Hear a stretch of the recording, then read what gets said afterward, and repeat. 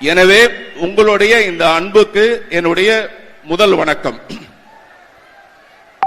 இந்த இட்லி கடை ரொம்ப சென்டிமெண்டலான ஒரு பேரு, டைட்டில் மட்டும் இல்ல.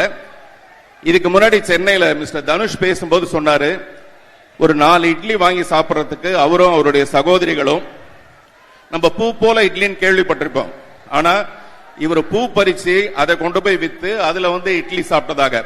இந்த மாதிரி எல்லாருக்குமே ஒரு கதை இருக்கும்.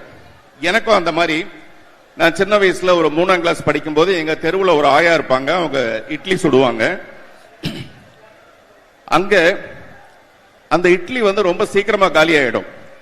காலையில அவங்க 6:30 மணிக்கு கடை திறந்தாங்கன்னா 7:30 மணிக்கே கடை தீர்ந்து போயிடும்.